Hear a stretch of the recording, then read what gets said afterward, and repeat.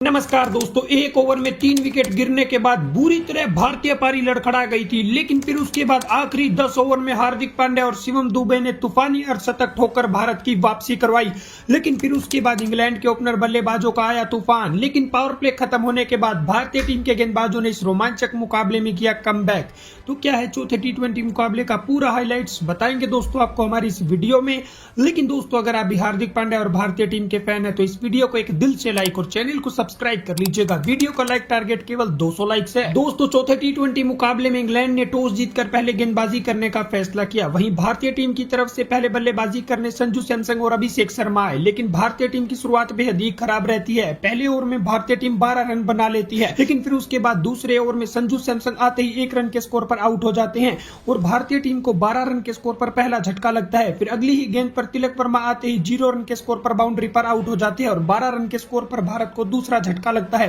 फिर उसके बाद सूर्य कुमार यादव बल्लेबाजी के लिए आते हैं, लेकिन सूर्य कुमार यादव भी उस ओवर की आखिरी गेंद पर 0 रन के स्कोर पर आउट हो जाते हैं और भारत के 12 रन के स्कोर पर ही 2 ओवर में 3 विकेट गिर जाते हैं। यहां से भारतीय पारी बुरी तरह से लड़खड़ा चुकी थी।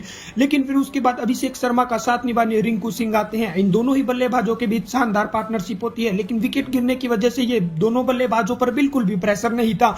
दोनों ही बल्लेबाज तूफानी अंदाज में बल्लेबाजी करते हैं और भारतीय टीम को 50 रनों के पार पहुंचाते हैं। लेकिन फिर उसके बाद आदिल रशीद को स्वीप शॉट लगाने के चक्कर में 29 रन पर ओपनर बल्लेबाज अभिषेक शर्मा आउट हो जाते हैं और भारतीय टीम को 57 रन के स्कोर पर चौथा बड़ा झटका लगता है। और फिर उसके बाद रिंकू सिंह का साथ निभाने शिवम दुबे आते हैं और इन दोनों बल्लेबाजों के बीच भी शानदार पार्टनरशिप होती है। रिंकू सिंह एक छोर पर अच्छी बल्लेबाजी कर रहे थे और शिवम दुबे भी आते ही शानदार छक्का लगाते हैं। जैसे इन दोनों बल्लेबाजों की पार्टनरशिप आगे बढ़ रही थी, लेकिन तभी रिंकू सिंह 30 रन के स्कोर पर आउट हो जाते हैं और भारतीय टीम को 79 रन के स्कोर पर रिंकू के रूप में 5वां बड़ा झटका लगता है। फिर उसके बाद दुबे का साथ निभाने हार्दिक पांड्या आते हैं और इन दोनों बल्लेबाजों के बीच शानदार पार्टनरशिप होती है। हार्दिक पांड्या शानदार चौके छक्के लगा रहे थे, दूसरे छोर पर शिवम दुबे भी अच्छी बल्लेबाजी कर रहे थे। दोनों बल्लेबाज भारत को 100 रनों के पार पहुंचाते हैं। फिर उसके बाद ये और तेजी से रन बनाने लगते हैं। आखिरी के 5 ओवर में इन दोनों बल्लेबाजों ने काफी ताबड़तोड़ अंदाज में बल्लेबाजी की। पहले हार्दिक पांड्या ने अपना अर्धशतक पूरा किया, लेकिन अर्धशतक पूरा करने के बाद वो 53 रन के स्कोर पर आउट हो जाते हैं और भारत को हार्दिक के रूप में 166 रन के स्कोर पर छठा बड़ा झटका लगता है। फिर उसके बाद शिवम दुबे का साथ निभाने अक्षर पटेल आते हैं। तभी दूसरे छोर पर शिवम दुबे भी अपना शानदार अर्धशतक पूरा करते हैं, लेकिन अक्षर पटेल 5 रन के स्कोर पर एक छोर पर आउट हो जाते हैं और भारत को 180 रन के स्कोर पर अक्षर के रूप में 7वां बड़ा झटका लगता है। फिर उसके बाद शिवम दुबे भी आखिरी गेंद पर 2 रन लेने के चक्कर में 53 रन पर आउट हो जाते हैं और भारतीय टीम 20 ओवर में 181 रन 9 विकेट के नुकसान पर बनाती है और जवाब में 182 रनों के लक्ष्य का पीछा करने उतरी इंग्लैंड की टीम की तरफ से फिल सोल्ट और बेन डकेट ने पारी की शुरुआत की। लेकिन इस मुकाबले में दोनों ही बल्लेबाजों ने काफी ताबड़तोड़ अंदाज में बल्लेबाजी की। दोनों ही बल्लेबाज भारतीय गेंदबाजों की पिटाई कर रहे थे। पावर प्ले में दोनों ही बल्लेबाजों ने इंग्लैंड की टीम के स्कोर को 50 रनों के पार पहुंचा दिया था।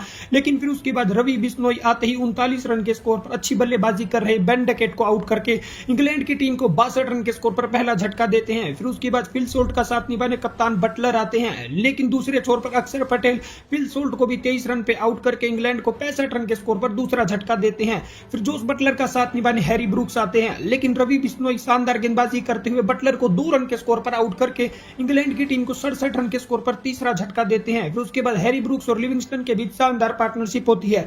दोनों ही बल्लेबाज रन बना रहे थे, लेकिन तभी लिविंगस्टन को हर्षित राणा जो सब्स्टिट्यूट आए थे वो 9 रन के स्कोर पर आउट करके इंग्लैंड की टीम को 95 रन के स्कोर पर चौथा बड़ा झटका देते हैं।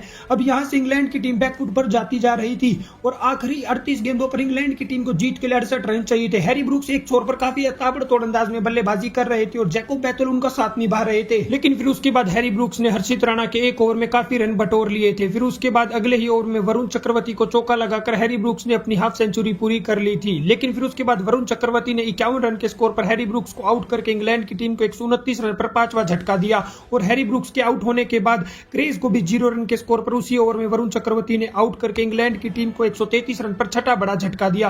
फिर उसके बाद जैकोब बैथल भी 6 रन पर हर्षित राणा का शिकार हो जाते हैं। फिर उसके बाद जोफ्रा आर्चर आते हैं, लेकिन रवि बिश्नोई उनको 0 रन के स्कोर पर आउट कर देते हैं और भारतीय टीम 146 रन के स्कोर पर इंग्लैंड की टीम के 8 विकेट गिरा देती है। अब आखिरी 15 गेंदों पर इंग्लैंड की टीम को जीत के लिए 33 रनों की जरूरत थी। ओवरटन और आदिल रशीद बल्लेबाजी कर रहे थे और अब आखिरी 2 ओवर में इंग्लैंड की टीम को जीत के लिए 25 रनों की जरूरत थी, लेकिन हर्षित राणा ने 19वां ओवर अच्छा फेंका, जिस वजह से अब आखिरी ओवर में इंग्लैंड की टीम पर पूरी तरह से प्रेशर आ चुका था और आखिरी ओवर में भारतीय टीम ने इस रोमांचक मुकाबले में जीत दर्ज करके सीरीज को अपने नाम कर लिया है।